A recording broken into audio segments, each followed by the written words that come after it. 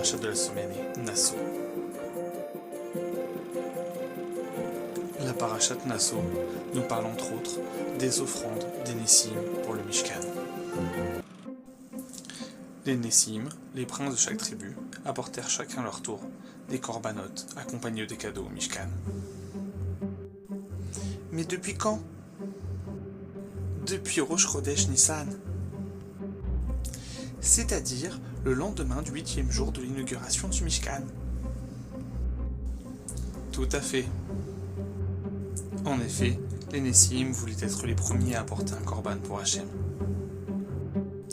Surtout qu'ils avaient raté la mitzvah d'apporter du matériel pour la construction du Mishkan. Exactement. En à peine 2 jours, les béné Israël avaient donné plus qu'il n'en fallait, et les Nessim, qui pensaient compléter, n'avaient plus rien pour participer. Ils ont quand même apporté des pierres précieuses pour le Rochen du Kohen Gadol. C'est vrai, mais ils étaient quand même affligés. C'est pour cela qu'ils ont apporté des chariots et qu'ils ont demandé à Moshe d'apporter le premier korban. S'il te plaît, Moshe, demande à Hachem de nous permettre d'être les premiers à apporter un korban. Mais vous êtes 12, qui va apporter en premier? Hachem m'a révélé que vous apporterez vos corbanotes dans l'ordre de votre formation, quand on devra se mettre en marche, et non par ordre de naissance.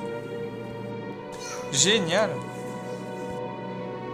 Ça veut dire qu'Hachem accepte? Mais en quoi a consisté leur offrande?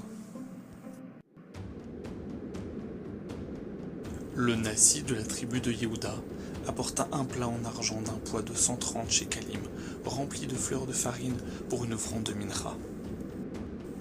Une coupe d'argent d'un poids de 70 shekalim, remplie de fleurs de farine pétrie à l'huile pour une offrande de mincha. Une cuillère en or d'un poids de 10 shekalim, remplie de kétoret. Un jeune taureau, un bélier et un agneau en offrande de hola. Un chevreau en khatat. 2 taureaux, 5 béliers, 5 boucs, 5 agneaux en offrande de shlamim. Le second jour, le Nassi de la tribu Issachar. Un plat d'argent d'un poids de 130 shekalim rempli de fleurs de farine pétrie à l'huile pour une offrande de mincha. Excusez-moi, mais on a déjà dit la même chose pour le premier Nassi de Yehuda. Tu as tout à fait raison. En fait, les 12 Nessim ont apporté chacun exactement les mêmes corbanotes et les mêmes offrandes, dans les mêmes proportions. Ça veut dire qu'on va devoir tous les énumérer? Non, rassure-toi, on va s'arrêter là. Mais sache qu'aux yeux d'Hachem, chaque offrande de Nassi a son importance, et c'est pour cela que la Torah nous énumère les 12 offrandes des 12 Nassi précisément. De plus, nos sages nous enseignent que chaque Nassi a apporté certes les mêmes offrandes, mais leur intention était propre à chacun et à chaque tribu. D'ailleurs, le nom de chaque Nassi porte en lui aussi une allusion sur son niveau et ses intentions. En réalité, chaque chef de tribu inaugura l'autel à travers une façon différente de sanctifier le monde matériel et insuffla une énergie spirituelle de nature différente, propre à chaque tribu.